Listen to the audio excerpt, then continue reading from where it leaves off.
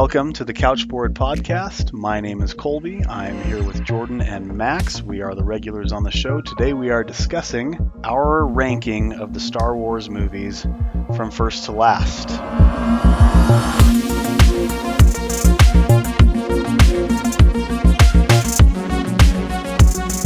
I'm fairly certain all of our rankings will be very different, and we're going to discuss a little bit why we rank them that way.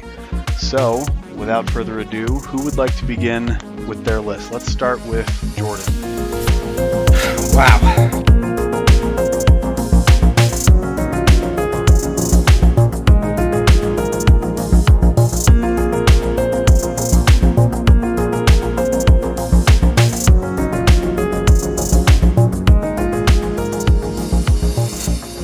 Do you want me to go through my entire list or go movie by movie? How should we do this?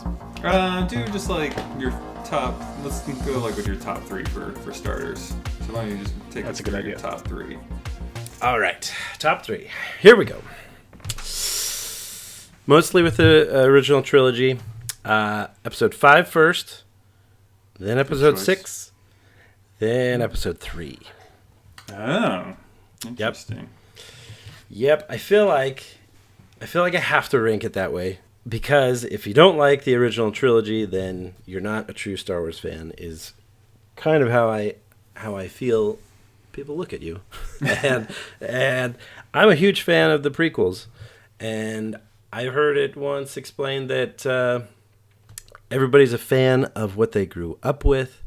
And so our parents love the originals most, and then I have taken the most liking to the prequels, and then kids these days love the sequels. So personally, I gotta keep the love out there for the prequels. So, but like I said, I feel like by obligation of being a general Star Wars fan, you gotta have something from the original trilogy out there. So 5, 6, and then 3 is how I would start. I feel like you're bending to just what people want you to like, Jordan. What do you actually like? 3, 2, 1. 3, 2, 1. Okay. So let's go through. So 5 being Empire Strikes Back. Uh-huh. And then 6 being Return of the Jedi. Yep. And 3 being Revenge of the Sith. Yeah. Yep. Okay. Perfect. Just thought I should clarify that. Okay. I think you're insane. Go ahead, Max. Let's do yours. Mine are actually kind of similar to Jordan's, although I don't think I like mine just because I have to like them that way. I'm teasing you, Jordan. But no, so mine go episode 5 is my number 1. I just love that movie. It's good. It's kind of like a wild sequel where the bad guys win. So there's a lot to love about episode 5.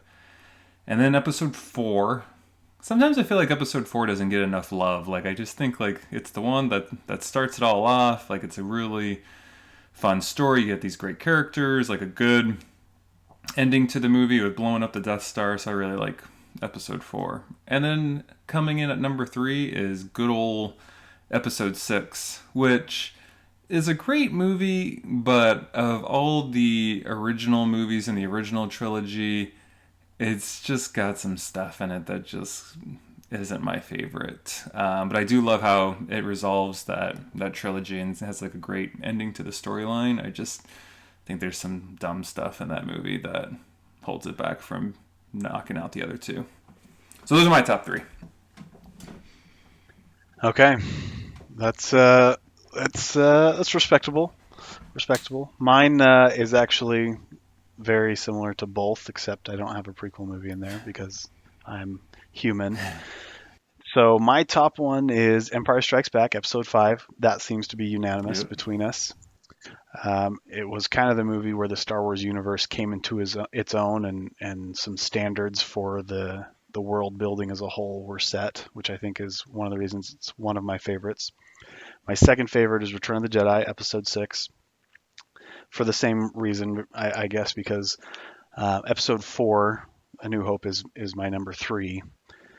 And I think I put those two in that order just because in Return of the Jedi, the universe is established and more of the world building is set up, whereas in episode 4, it's all new and doesn't feel as standardized, or like Lucas had all of those things fleshed out super well in that episode. Which for the very first one, you can't blame him for that, but that's why I rank him that way. Interesting. So you can So you're both wrong. There's only one way to look at this, and it's my ranking. so Wait, you guys are the same though, right? 5, 6, 4. No, I was 5, 4, 6. Oh, yeah. Yeah, I actually Return of the Jedi is like on the when we jump into my next three, it's kind of on the border. Like I could easily replace one of the movies from the other trilogies with that one. That's like I enjoy Episode 6. I love Return of the Jedi, but at the same time, like it's just kind of a I don't know, like something about the whole movie itself is just kind of weird. Like you have like the first half of the movie of them rescuing Han, and then that just like suddenly ends, and then like, all right, well now we need to wrap up this whole trilogy and go take on the Emperor and Darth Vader and the Death Star, and so we're just gonna like boom. So it's just like two, to me, very distinct chapters, and the whole Endor battle thing is just kind of ridiculous to me, and I think to a lot of people actually. So it's fine. Yeah, I like going back to you like what you grew up with. We're Jordan and I are a year apart in age. I don't know how you grew up with the prequels, because I grew up with the original Same. trilogy. Like I don't get I'm the that. same. But like that's why I think Return of the Jedi gets more of a pass from me. When I watch it now, I'm like, the Ewoks are kind of dumb. I don't have a big problem with the separate story halves. I think that's fine. But the Ewoks is really far-fetched. As a kid, you're like, who cares? When there's enough of the space battle and the lightsaber battle going on at the same time, that it's not a huge deal. But I gave that a little more of a pass when I was a kid. Well, when I was a kid, Return of the Jedi was actually my favorite, and Empire Strikes Back was probably my least favorite. So it's funny that, yeah, as I've gotten older, I've changed my opinion, and maybe I'm a little bit like Jordan in that sense, where I've let other people's perspective on like the Ewoks and all that stuff kind of sour me on that movie. But yeah, that used to be my favorite, but now I'm like, it's not. It's not my fave anymore. But I agree with you, Colby. Like I'm a year younger than Jordan, and I feel like I grew up watching the original trilogy like 24/7 as a kid. So I don't know what Jordan's talking about. Look, the trilogy, the prequels came out in '99. They started coming out, so I mean, it's not like we were, in our 30s. I mean, we were in middle school when they came out. So, I mean, it was kind of formative years, okay? I had already been formed by then, though. Yeah, I was watching Star Wars like on a weekly basis before they re-released them in theaters with all the changes. Ugh, let's not even talk about that. When was that? I don't even know when that was. It was when they re-released them. I feel like it was right around the time I was watching them. Which actually, the irony of it is, as a kid, like I loved the new things that they added to them. Like any new little tidbit of Star Wars I could get as a kid, like I thought it was amazing. But like now, I don't like it at all. So yeah, it definitely feels out of place. I was hoping Disney would like re-release just like the original unedited versions of episodes 4 through 6, but as far as I've observed, and I think they recently released the original trilogy on digital, and if I'm not mistaken, I think it's the latest and greatest of George Lucas's version with all the weird edits to him. Yeah, well, it's in there's I forget what it is, something with Han on Tatooine.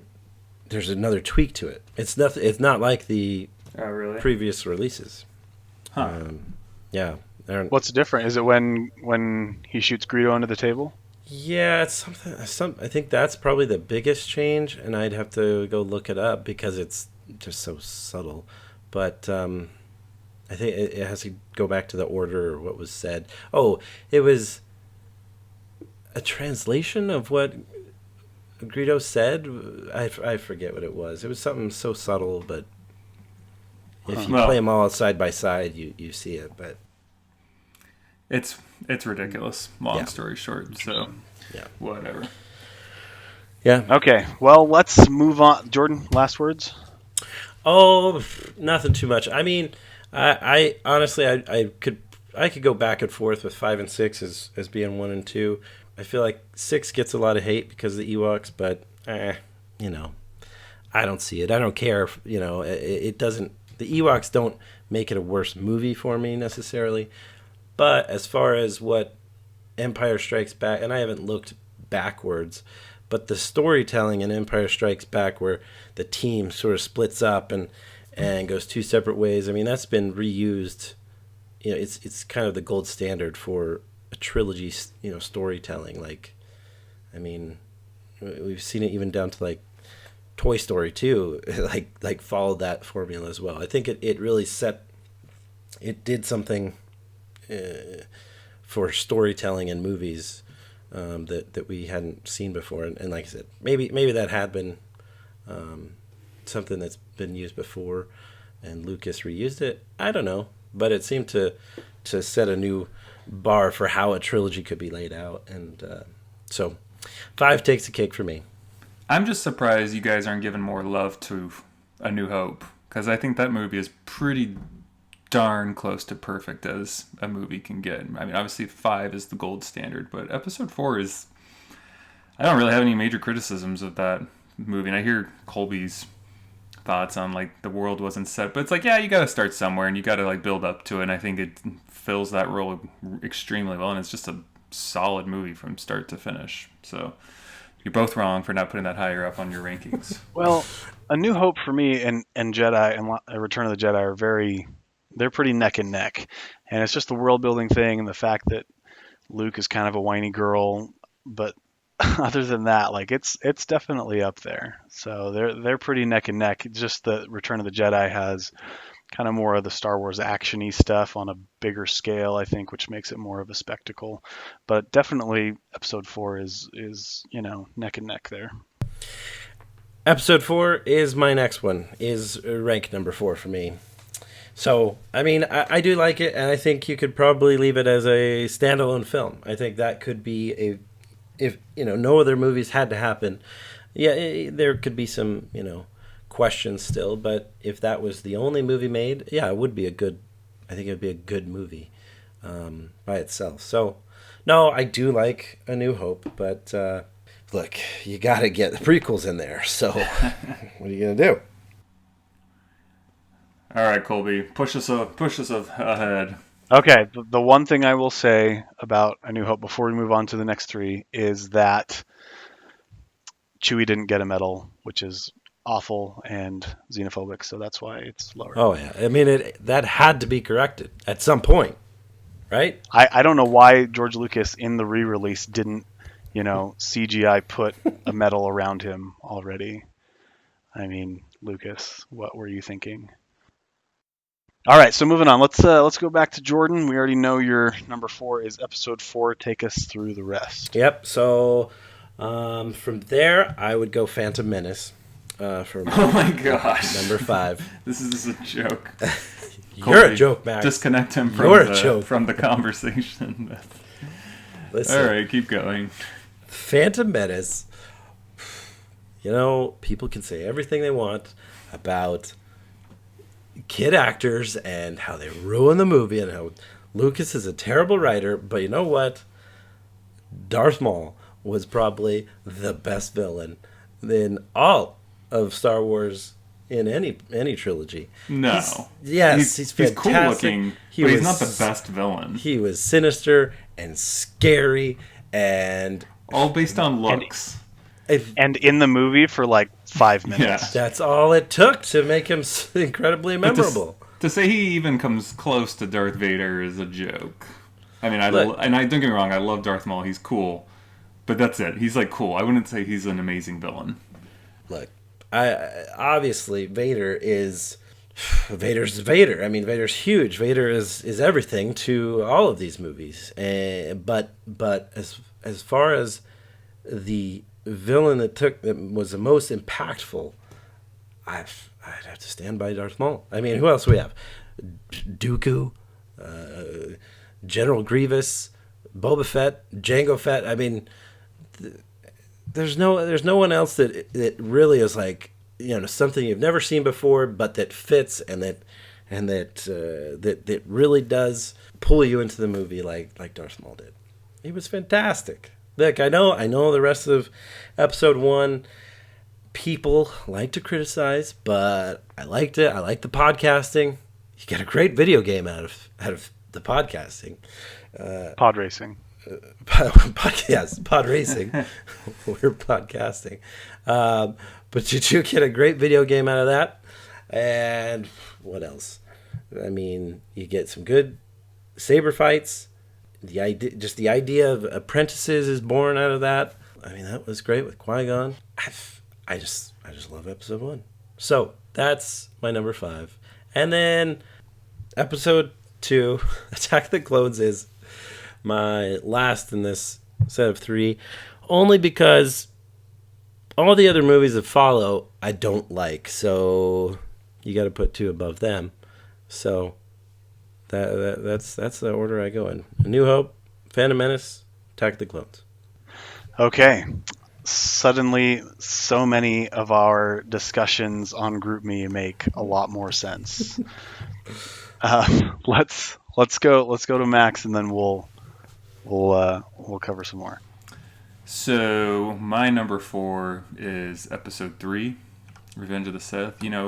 As lame and as bad as some things are in the prequel trilogy, that movie I think is actually really strong and really, really good. I mean, I get some people are disappointed by it, but now, like, as I watch it and look back on it, like I think it's an outstanding film. And what I love most about episode 3, I still remember being a teenager and watching it in the theaters on opening night, and just the way it ends on Tatooine, and just like how perfectly it transitions into episode 4. I remember just being blown away at how well they tied up the storylines from episode 3 and integrated them into the original trilogy. So love episode 3. Great movie. Just not quite as good as Return of the Jedi maybe, but it's really close for me. So good film. From there, I go to episode 7, The Force Awakens. And for reasons we'll discuss later, that's a hard decision for me to make. But I mean, I'll be the first one to acknowledge that episode 7 lacks originality. It's not the strongest film in the series by any stretch of the imagination. And by you look at 8 and 9 that came after it, and in a lot of ways it actually kind of ruins my perception of episode 7. But when Star Wars came back with episode 7, I still remember watching it and enjoying it and having a good time. And then once I had seen it and realized how similar it was to A New Hope, I was definitely a little annoyed and bitter by how it lacks so much imagination, which is kind of what we all love about Star Wars. But I don't know, for whatever reason, I can forgive episode 7 for that. There's enough good things that take place in that film that I can ignore the fact that it might not be the most inspired or original story. And then from there, I actually go to episode 2, Attack of the Clones, which isn't a great movie, but I don't think it's a total train wreck. I think there's enough good stuff. I mean, like, you actually get into the Clone Wars, and there's just some, the way the movie ends. Like, there's some fun stuff that occurs in that movie, despite some of the dumb things. And it does have one of my favorite moments in Star Wars, which I actually wish there was more of in the prequel trilogy, and that is that scene right after Anakin's mom dies, and he's holding her, and he just blows a fuse and just goes berserk. Like, I loved that scene so much, and I kind of wish we had gotten to see more of Anakin's temper and just more of a gradual build up to his descent into the dark side. I think that's the one thing the prequel trilogy didn't do a good job of, is making that a more gradual transition. So anyways, those are my next 3. So starting with episode 3, episode 7, episode 2. Okay. Again, I think having any prequels in this block is insane. So my number 4 is going to be The Force Awakens, episode 7. The one thing I was upset about, having read some of the expanded universe books that took place after Return of the Jedi, I hate that they wiped everything out and started over, and the rebels had won control of the government, but apparently not really. So I just hated that they didn't continue the story. It didn't feel like a continuation. But other than that, I thought it felt very Star Wars compared to the prequel trilogy. I felt like the characters worked well for Star Wars. The look was very Star Wars, and so I didn't hate that it followed A New Hope so much, other than the fact that they kind of erased everything where the story could have gone. But once I got over that, then I was pretty happy with the movie.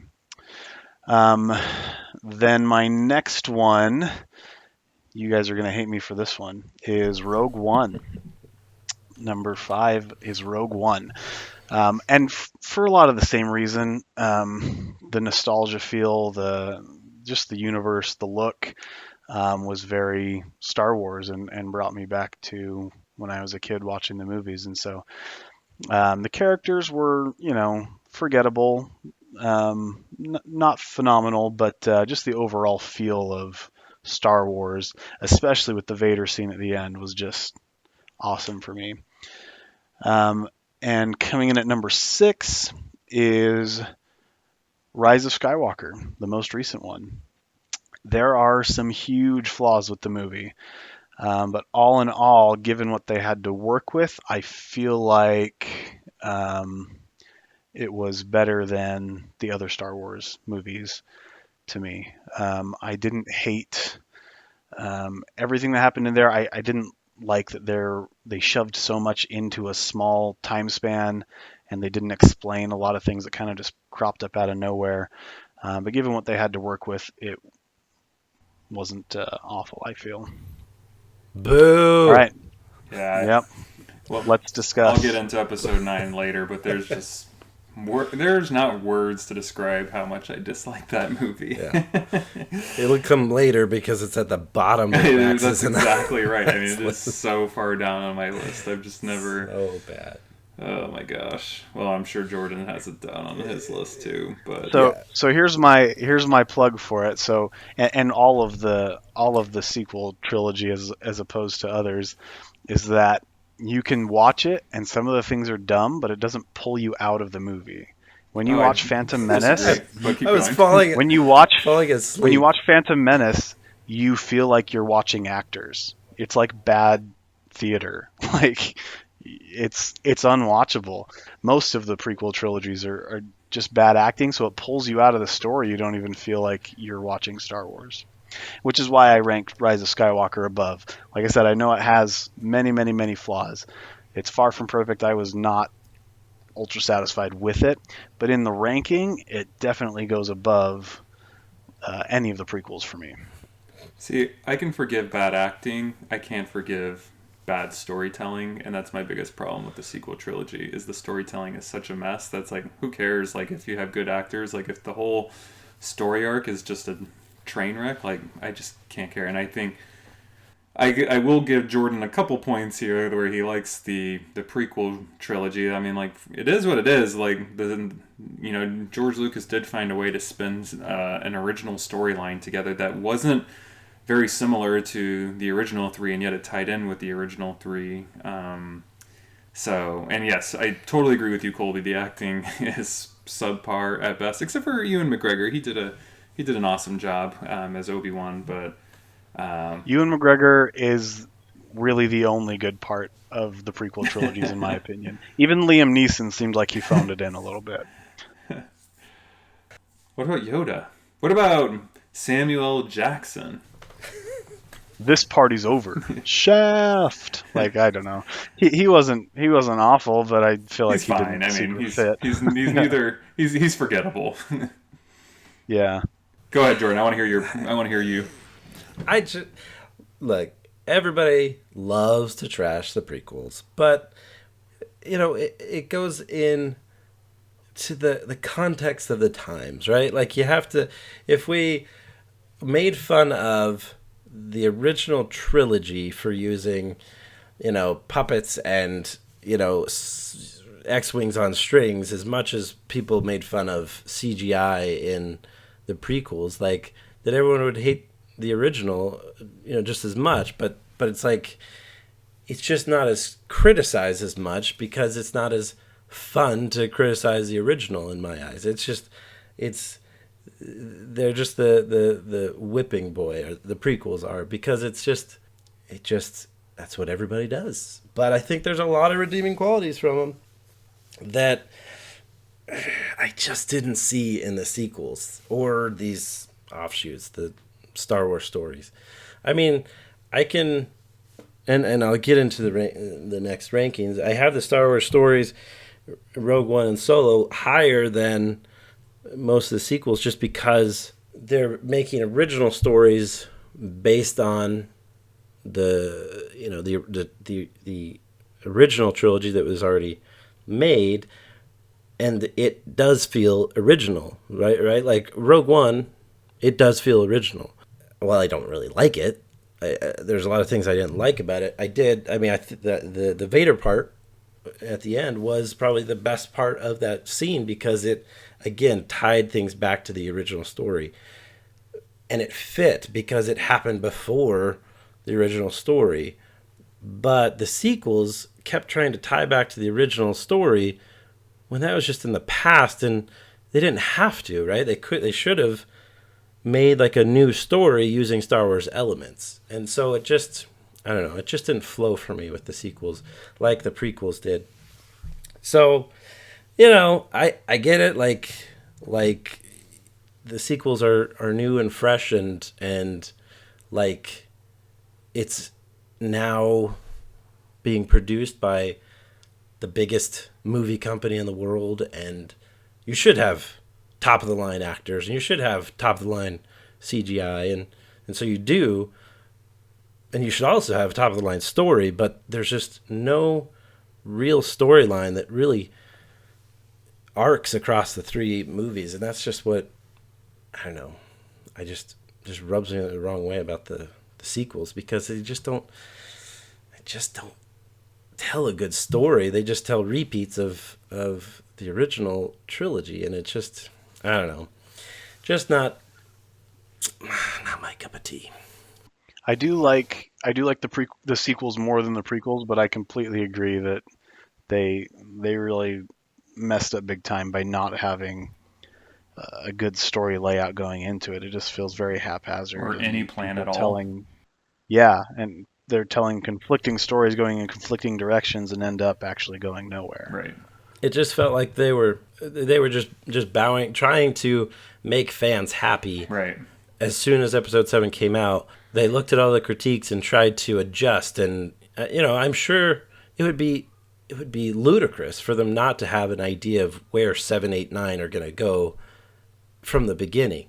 But I think they did have that, and I think they tried to adjust based on the fans' reviews, and it just got them into a really weird place that it just felt so Band-Aidy at the end by, oh, we gotta give Chewie a medal, and we can't kill Chewie, and I don't know, there's just so many things, and by the time you're at Episode 9, it just felt like, okay, like, we get it, you're trying to make a perfect movie, but by doing that, it's just so ugly.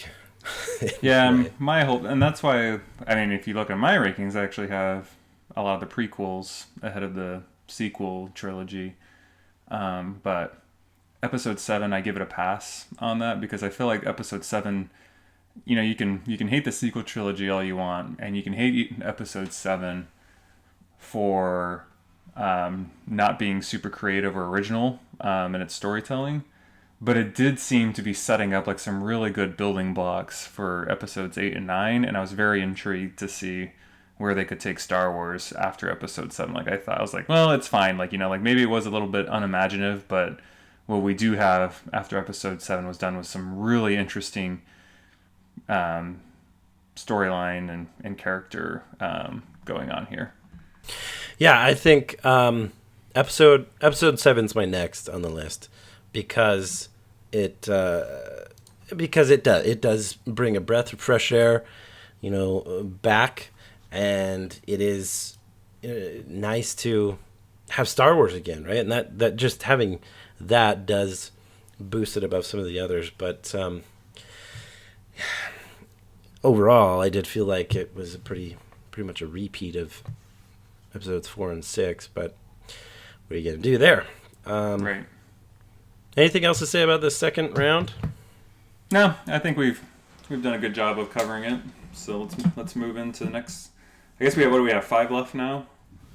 Yep. So Jordan, let's move into your 7, 8, 9. All right. So next would be episode 7. Like I was just saying, it's Star Wars, and so the beginning of a new trilogy. It is, it outdoes the remaining 4 that we have to go over, just because it is Star Wars. Because it was fun to get into it, and to see it, like being in the theater, watching it the first time. It was exciting, but then as you start to think about it, at least with me, I was like, well, that wasn't that great, was it? I mean, now that and that happens, the first time of everything is pretty great and memorable, and then the next time it loses some luster. So that's how 7 was for me. So that's why it's at the position it is. From there, I go to Rogue One and Solo story, and for these, I could take them or leave them, honestly. Like, I do like I'd mentioned, how Rogue One tells that sort of background story of how they got the plans that we never necessarily knew about. But it was just disappointing that, in a way, that these characters come out of nowhere, and you're supposed to like them a lot, and then they just all die, and there's nothing wrong with that. In a way, it's kind of, commendable that they don't try to, I don't know, put them away for the sequels or something, because so many of these movies and trilogy movies nowadays are, well, how can we bring them into the next story and write them in? But that was nice with both of these, Rogue One and Solo, that it was just a story to tell, and it didn't necessarily have to be grouped into the other trilogies. Solo's last in this triplet, just because it just didn't do all that much for me. But it was, I don't know. I don't have much to say about these two. They're fine movies. 7, fine movie. Yeah, I hear you. Cool. Let's go, Max. All right, so I feel like I'm going to catch some heat for my next one, but I would say my next favorite is episode 8. And when this movie first came out, I don't know, I had a lot of different feelings about it, but ultimately, after I digested it, I really didn't like the movie, and I still really do not like this movie. There's a lot of things I hate about it, but the thing I do like about episode 8 is there's some really cool moments that just work really well. It just so happens that there's way more moments that are way more offensive and terrible that I just can't stand about it. But in particular, I love the scene, even though I think it wasn't the right time, and I don't think that there had been enough done up to this point to warrant this moment, but I did love the Luke way Snoke drinking died. the milk. Say that again? Luke drinking the milk? No. No. But when Snoke died, I remember sitting in the theater and just being on the edge of my seat, is he gonna actually pull this off? Thinking there's no way it was going to actually happen, and then just totally defied my expectations. Even though, again, I am still annoyed and still think Snoke was the biggest waste of a character, and a great example of how he was set up to be one thing, and then clearly the next director didn't like him as a character and just wanted to be done with him, which, whatever. But still, that was a great moment. And then I also do love that moment where Luke goes out there and has a little bit of a stand down with all the First Order, or whatever you want to call them, if they're AT-ATs or whatever those walkers are that they have out there. I really liked that moment. I would have liked it more if he had actually been there. And I kind of also hated it at the same time, because I thought that was the stupidest way for Luke to die that he just meditated too hard and used the Force too much that he just died. Like I thought it was the lamest, dumbest way you could have killed off Luke Skywalker. Like it just felt like they wanted to kill him and they wanted to be dramatic about it, and it was just this. Ugh, I can't say enough about why I dislike it. But there are some cool things in Episode 8, so that I do like, and I can appreciate that about it. That it does have some originality in it, despite there's a lot to hate about it.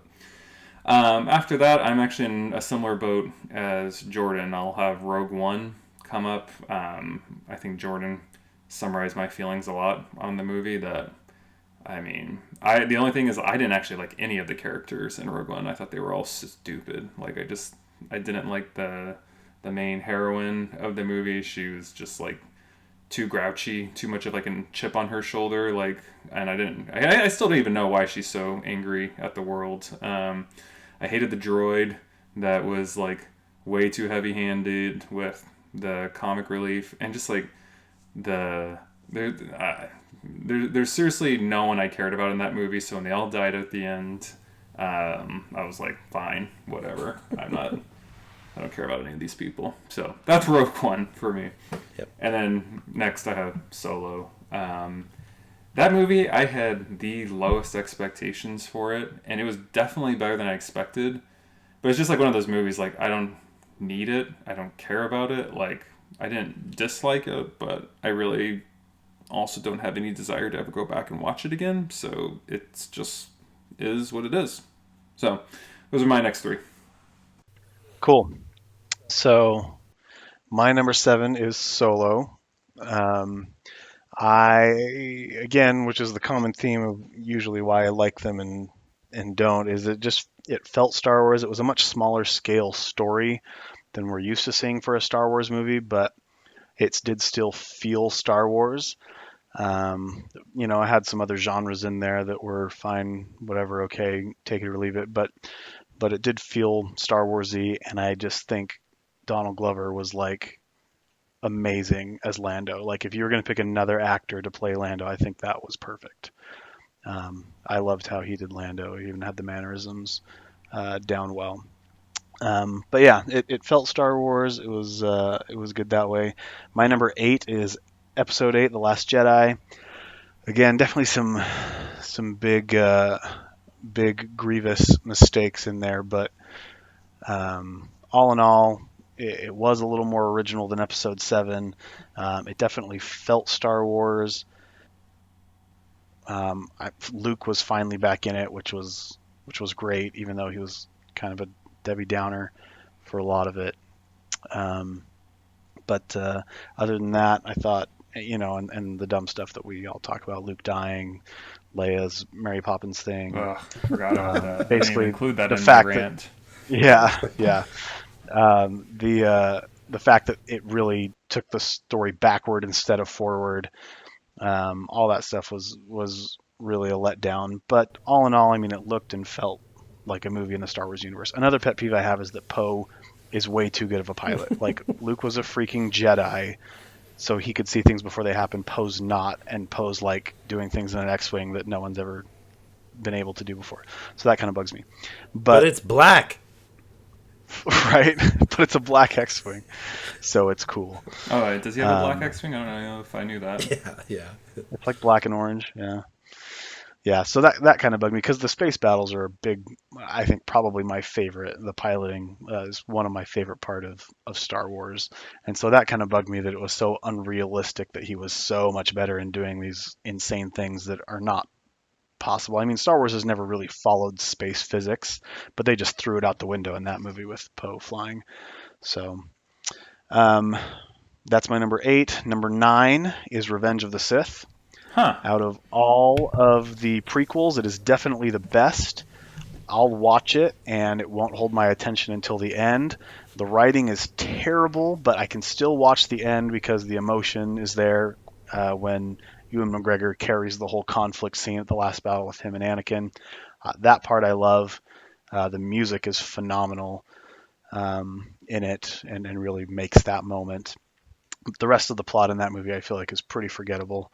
But that moment that has been building up for 3 painful movies, and you finally get to it, that holds your attention. And that part is worth watching, and that part I actually enjoy and will watch over and over.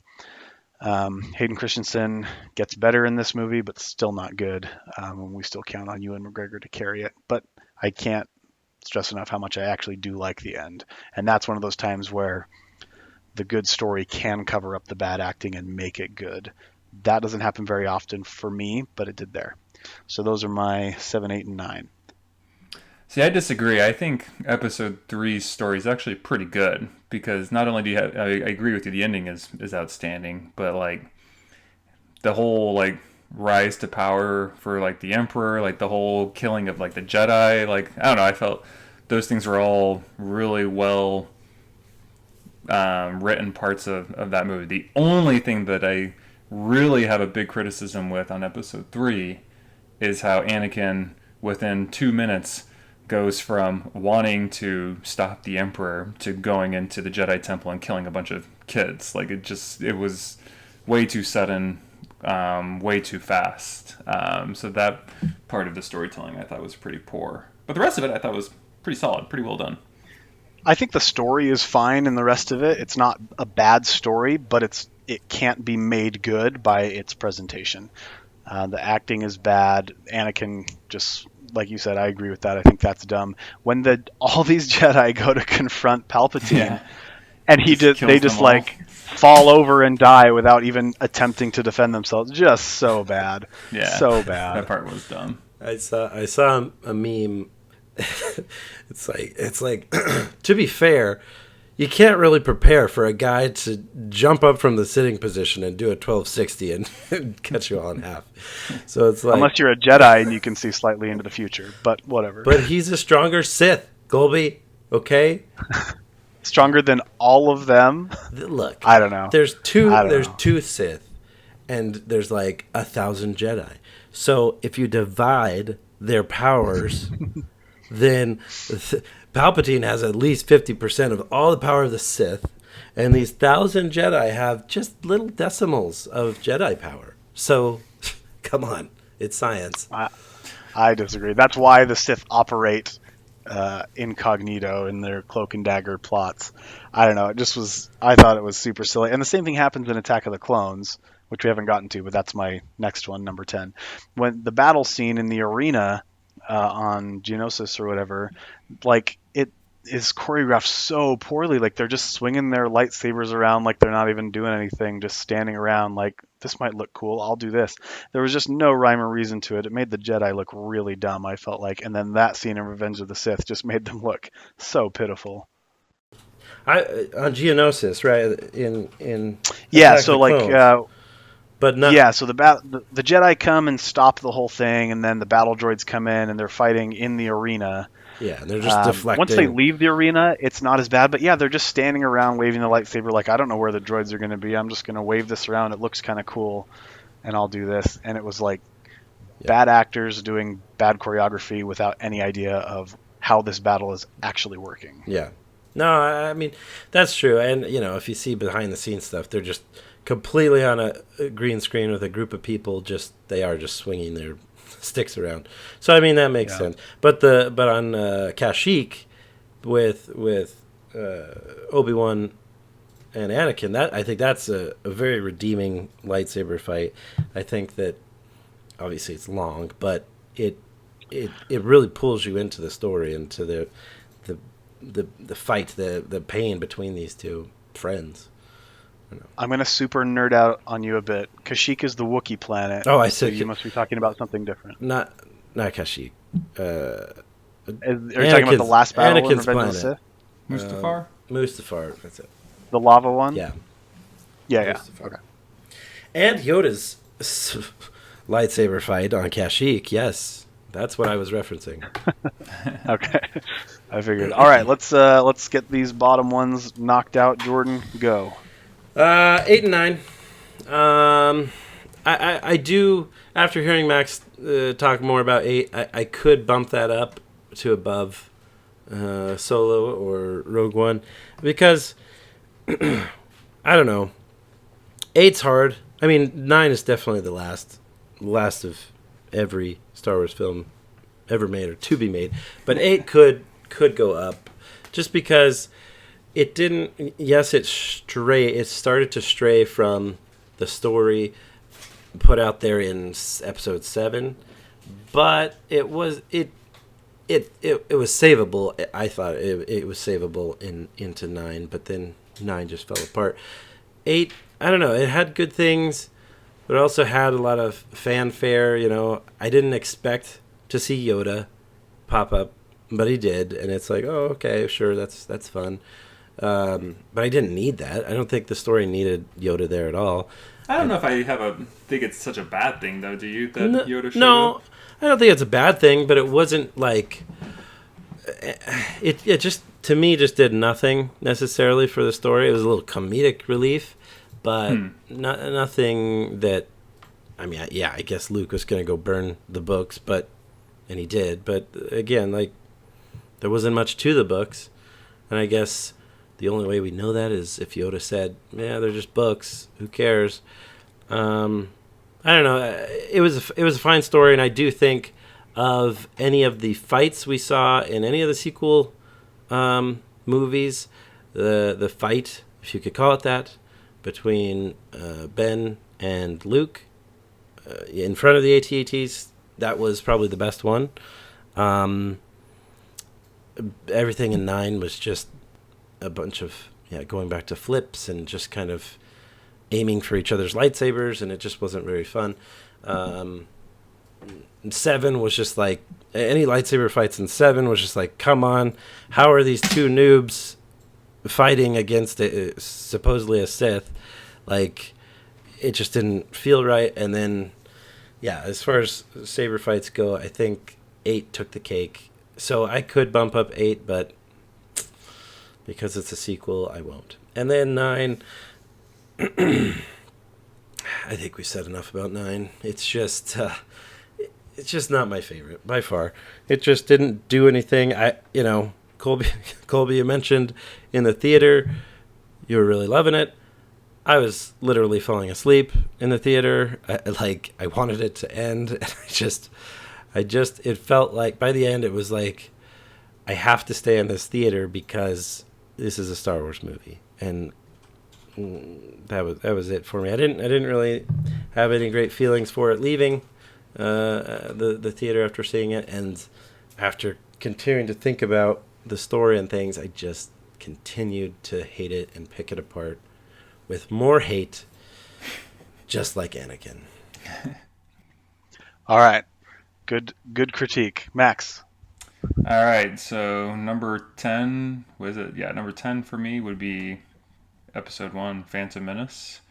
So it's not a good movie at all, but there's some things about it that are fun, and that's really quite enjoyable. But the entire story is a disaster.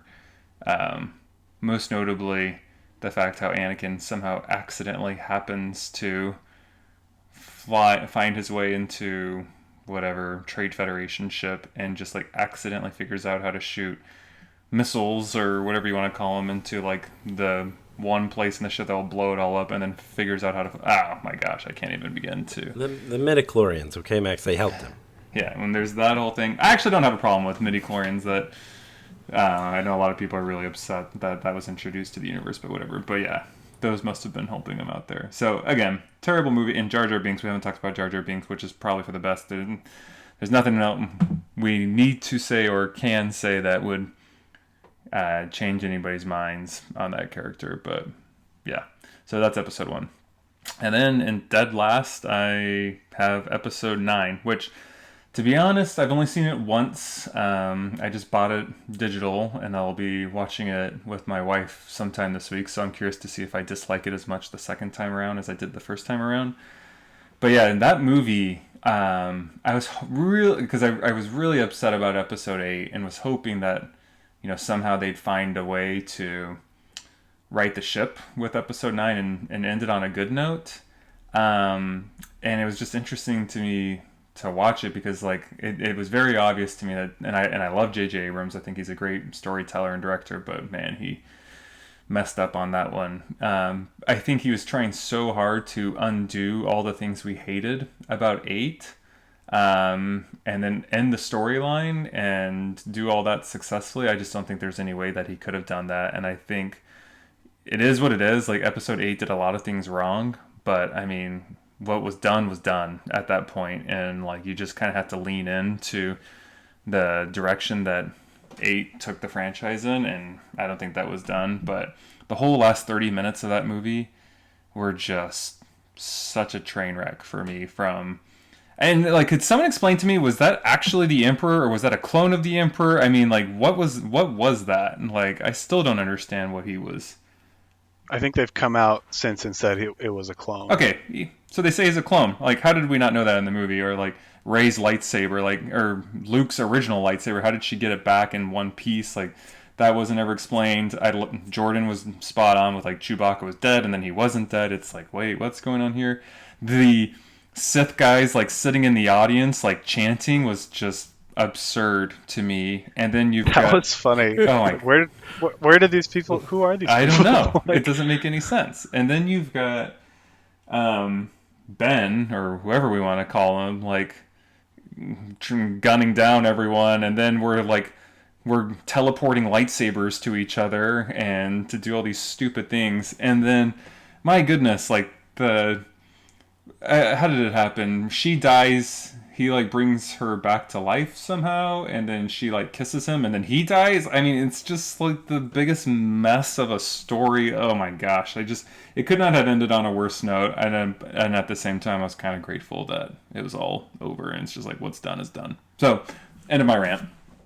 okay, my take on 9 though, like storytelling, you do want to like subvert expectations a lot, right? Because you want to surprise people, and I feel like they just did it way too much and in way too short a time, like the Chewie dead thing, and then like not even 5 minutes later, you're like, don't worry, he's not dead, right? They just like they didn't have any good running um, promises and payoffs that made sense. They were all really short. Um, yeah, so like you said, like Rey's dead. Nope, she's alive. Ben's dead. Chewie's dead. Nope, he's not. He's alive. So they just did it so C-3PO is fast dead. that it was like, Yeah. yeah, C-3PO's gone forever. Oh wait, no, he's not. Of course not. So like, yeah, there's so many flip flops like that, which was great. Now, Okay, I'm gonna go through my. Sorry, one go more ahead, Jordan. quick thing on the sequels. I will say, with any of the Disney movies, they weren't the director's movie. So I think it's easy to point and blame the directors. But, I mean, what was it? Solo, they scrapped the director and turned it over to Ron Howard. And I want to say there's something similar on Rogue One.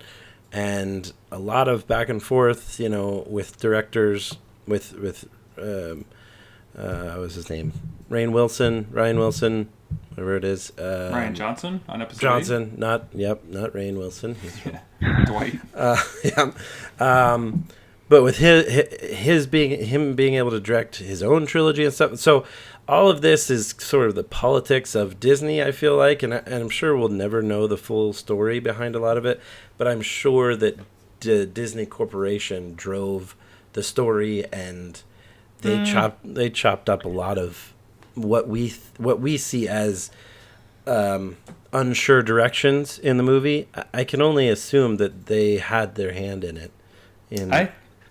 I think it's more logical to assume, like, because it all started with episode 8, that Ryan Johnson, like, I don't know, like, it seems to me that they actually gave him, like, a ton of liberty to do whatever he wanted. I'm sure, like, they weren't like, hey, let's just undo everything we did in episode 7. Like, it seems like they gave him a lot of freedom to do what he wanted. And maybe, but then I think in 9, by the time 9 was coming around, they were like, no, not again. And I think they tried pulling it in a couple different directions that gave it no direction in the end. I don't know. It doesn't. I haven't looked into it or read up on it very much. It seems to me like most of the blame lies with Lucasfilm and Kathleen Kennedy, though, right? Because she's the business end of Disney that's dealing with these films essentially, and like she went too far with trying to give people what they want in episode 7, or give people the exact same thing in episode 7, and that just set us on a dark path where they tried to course correct too many times, whether it was the directors or Lucasfilm that tried to course correct so many times, and it kind of fell apart to where it had such great potential, to where it fell apart a little bit there. So I agree with that. So I'm going to go over my last two here. I'm sure you could guess. Number 10, I have Attack of the Clones. I think the only redeeming part of that movie is the exploration of Obi-Wan and Anakin's relationship, and kind of the, master apprentice story there, and the tension between them. I don't think that any amount of good story or plot can save that movie from the visuals and the acting. It's draws me completely out of it. It doesn't hold my attention at all. My next ranked movie is the Ewok movie. Just phenomenal compared to my last ranked movie, which is Phantom Menace, which is a dumpster fire in my opinion. I cannot watch it. The lightsaber fight in the end is okay. After watching Revenge of the Sith, though, it doesn't compare. For the time, it was really good, but given what we've had since, it's underwhelming. The rest of the movie is just garbage. I can't watch Anakin. It's like watching my kid's school play, honestly. Like that caliber of bad. Jar Jar Binks is incredibly annoying, not funny in the slightest. Liam Neeson phoned it in. Ewan McGregor tried and did okay, but it's the first movie he's in. He's kind of exploring the young Obi-Wan, doesn't really have a ton of personality. I just thought it was a dumpster fire. It was awful. Anakin blows up the ship as like a 5-year-old on accident while all these professional pilots are dying. It's just the dumbest thing I've ever seen. I watch it when I have to watch all of the movies, and because my son chooses it sometimes, but I can't watch it and take it seriously. I remember seeing it in the theater with my whole family. I was the only person that stayed awake. My entire family fell asleep through it. My parents are huge Star Wars fans. They fell asleep. My sisters fell asleep. They're huge Star Wars fans. Like, I don't know. It's unsalvageable. Honestly, in my opinion, one of the worst movies ever made. And that could just be comparing it to the hype that it had and how bad it was compared to the hype. But honestly, I would watch Suicide Squad just as often as I would watch Phantom Menace. Okay. The acting is just as bad and tears you out of the story. This is ludicrous. Too far. Cut his mic. Yeah, cut him Ridiculous. off. But everyone's entitled to their opinion, and yeah, it's not. It didn't feel like Star Wars. It felt like a kids movie gone wrong. Yeah. It was just awful. And we haven't really mentioned the CGI in the prequels, which for the time, was kind of advanced, but still really cartoony. General Grievous would look bad in a cartoon. I think he was one of the dumbest characters ever too. But anyway, that's my ranking. So I think the one thing, to pull it all together, I think the one thing we can agree on here is that obviously the strongest part of Star Wars is in the middle, is the original trilogy. And the fringe cases here, Episode 1, pretty bad. Episode 9, pretty bad. And as we draw into the middle from those points, we get to the center where it's really good. And I don't know that they can ever catch lightning in a bottle again like that and live up to the original Star Wars. Yeah, I think it's interesting if you look at how we ranked episodes 3 through 7. I think those were all fairly favorable rankings for the most part, but then 1, 2, 8, and 9 are kind of the ones we didn't like as much. So, yep, there is a trend. Jordan, last thoughts? Oh, not too much. I think we've said enough. I mean, great franchise. Definitely love Star Wars, and I'll keep seeing whatever movies they put out, and that's how they get you, right? I do love them, and I love seeing where they take the story, and we don't need to talk about it, but I've loved Mandalorian and what they've done there, and I think that I think they do have, from what I've heard, it's going to be more one-off movies from here on out for a time, and that could be good. That could be refreshing. Like I said, I did kind of like that about the Rogue One and the Solo. It's kind of nice just to see a story start and finish and not worry about how it's going to tie to the next movie. So, look forward to the future and whatever else they come out with. Awesome. I couldn't agree more. We critique them a lot, but in the end, we love Star Wars, and yeah, we'll watch it. If they make another Phantom Menace, I'll pay money. I'll see it. It's Star Wars. It's part of our childhood and growing up, and part of who we are, and the stories that kind of shaped us into our tastes nowadays. So, all right, that is gonna do it for us, Max, Jordan, and Colby. This is the Couchboard Podcast. Thank you very much. Thanks, everyone. Thank you.